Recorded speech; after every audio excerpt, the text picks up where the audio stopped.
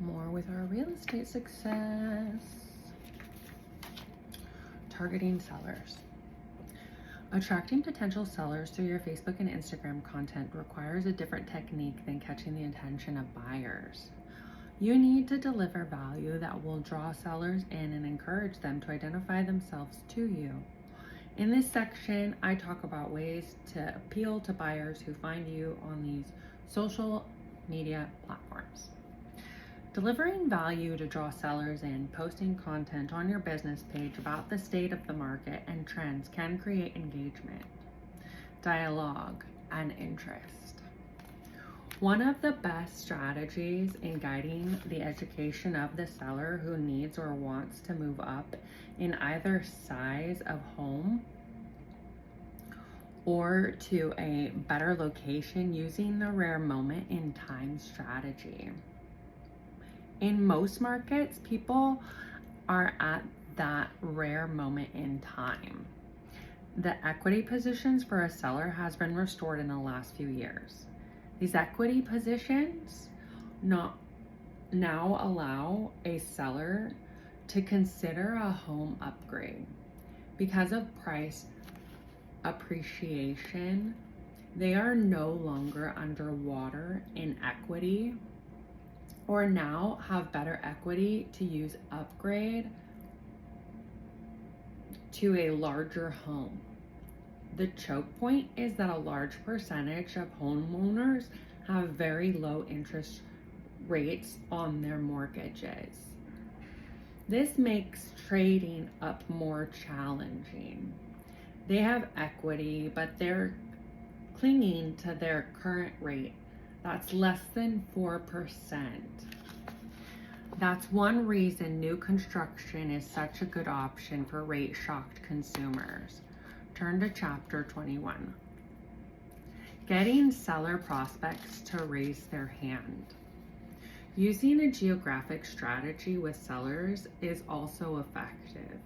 Posting your own houses and boasting those parts so they appear based on geographic and settings inside Facebook can create more traffic to your open houses where you can meet the neighbors. Creating a real video for your open house to tease the house and your open house dates and times can drive traffic to it. You can offer a sneak peek, pre-marketing a listing before it goes live on the MLS. Post it to your Facebook page and boast the post with $15 to $20 of Facebook and spaced geographically, especially if it's a move-up home. Who need to sell to buy? You might not sell this or that specific home, but you will create leads. Creating "What is my home worth?" campaigns.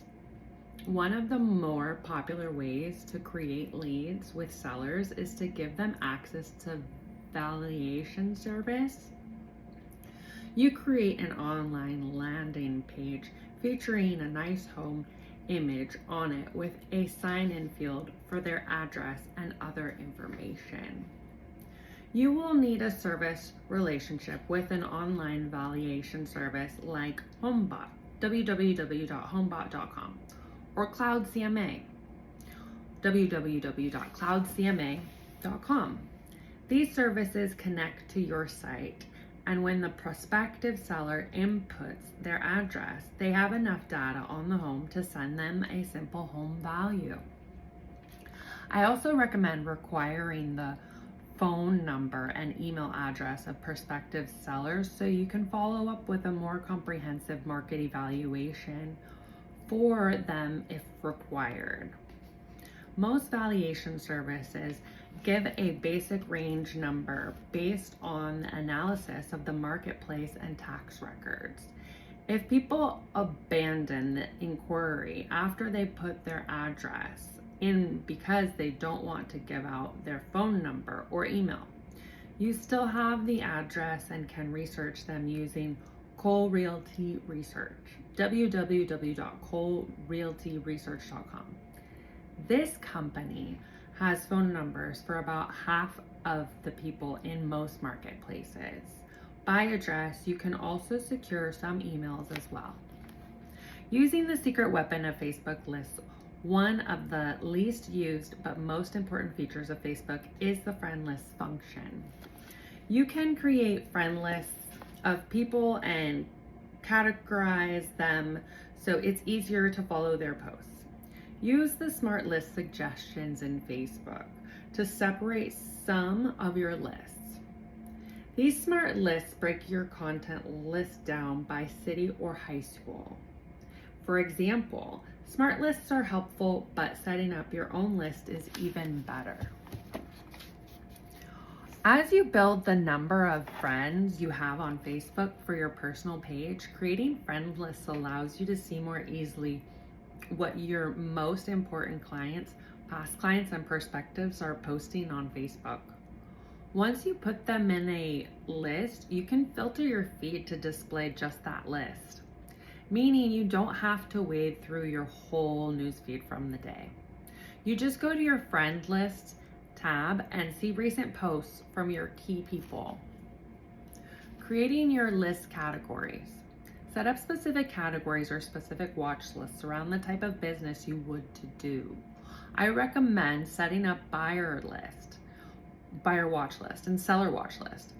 Put in people who are high level perspectives with whom you interact and who have shown an interest in a different home ownership situation. Others on your watch list may be going through different life events. It's a good idea to set up relationship categories and client categories in lists too. You can use different client categories such as past clients, sphere of influence, or business referral partners. It would be advisable to create a few lists based on your level of relationship with these people. If you have 30 people who send you 80% of your referrals you receive in business, then by all means, create a top 30 list on Facebook. Putting lists to use. Watch lists make it easier for you to monitor these people's posts.